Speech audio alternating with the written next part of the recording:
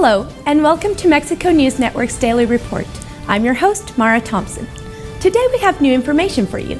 But first, don't forget to visit us at mexiconewsnetwork.com, as well as follow us on Facebook, Twitter, and Google+, so you can always stay on top of all the relevant information on the positive side of Mexico and the world.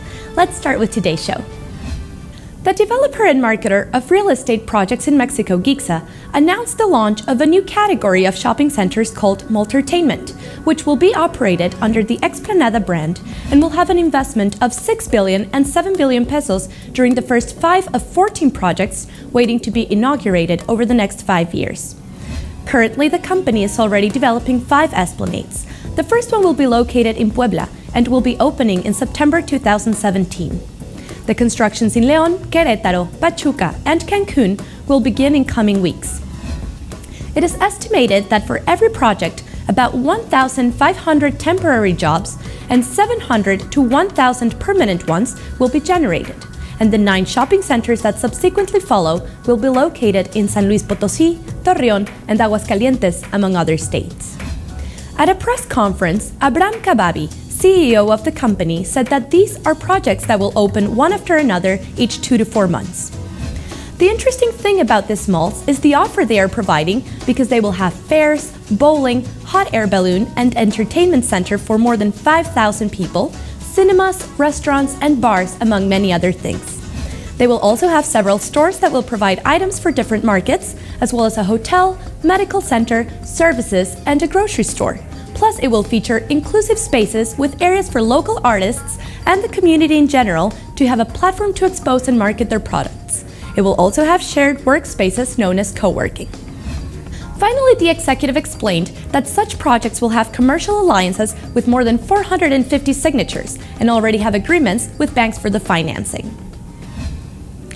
The Mexican company Sanborns announced a few days ago that they will start promoting agricultural products and beverages with designation of origin.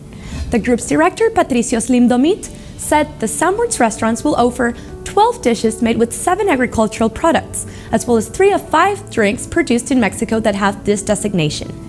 Currently, Mexico has 14 designations of origin: tequila, mezcal, sotol, bacanora, charanda, talavera, varnishes of Olinala, amber from Chiapas, Chiapas coffee, Veracruz coffee, Ataulfo mango, vanilla of Papantla, habanero chile from Yucatan, and rice from Morelos. Now the restaurant chain will have these products backed by law, ensuring the quality of their products and encouraging the consumption of food and beverages created in Mexico. With this new acquisition, Sanborns aims to support communities that manufacture these products and to publicize the products among its customers in order to support the economy. According to the Profeco, Article 156 of the Industrial Property Law stipulates that designation of origin is understood as the name of a geographical region of the country which serves to designate a product originated from that land and whose quality or special feature is due exclusively to the geographical environment, comprising in this natural and human factors, and aims to prevent unfair competition through imitation, counterfeit, or adulterations. Presently, the products that are protected under the designation of origin employ more than 250,000 families who are part of the economy of various states of the Republic, which implies that this project is definitely an important factor for the economic development of the nation. The legal protection of the designation of origin certainly benefits both producers and consumers because, on one hand, it facilitates the producer to access to national and international markets, and on the other hand, the customer requesting them knows that they are not getting a copy or a forgery, but that they are consuming the original product. Mexico currently has 14 designations of origin, while countries like Switzerland have more than 700, United States with more than 900, and the European Union has more than 6,000. According to the Vice President of the Association of Products with Designation of Origin, Carlos Azuara, Mexico is extremely rich in natural resources, and each state of the Republic could easily request the certificate for at least 5 products. The only thing the producers need to do is organize. Donald Trump has made building a wall with Mexico the centerpiece of his campaign. However, Trump is hardly the first person to try and build a wall with Mexico. George W. Bush tried to construct one in 2006, the Safe Fence Act, costing nearly $3 million per mile for the fence, a project that of course was never completed. Bush tried to cover the rest with cameras, the infamous virtual fence, a project that President Barack Obama later picked up, outlining a plan to continue the construction. But plans to continue this second project were abandoned in 2010 amid a scathing report from the nonpartisan Congressional Government Accountability Office, which showed that the plan clearly wasn't working.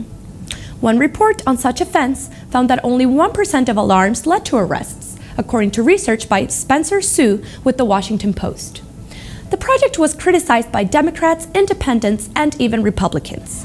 CNBC's Kate Drew researched the cost of building a wall as opposed to a fence. She found that the $2.8 million per mile for a fence was artificially low because it only included fences constructed on public lands. In total, just one section of the fence in San Diego cost $16 million due to the need to buy off the land. And guess what?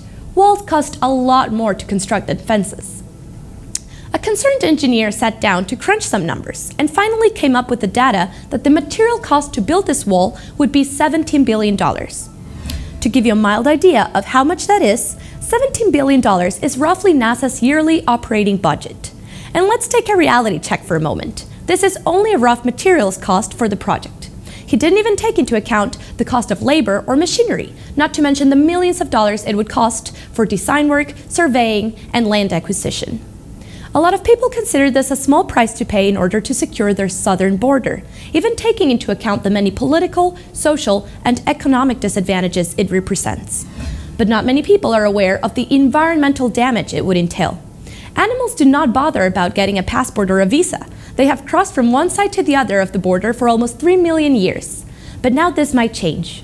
Environmentalists say that Donald Trump's idea of a 10-meter wall between Mexico and the United States will attempt against local wildlife. The purpose of a wall is to stop illegal migration into the United States, but it will also stop mating between species in the region, which would result in reduced genetic diversity, making them susceptible to diseases. For some species, like the desert bighorn sheep, there is a descent population on both sides of the border.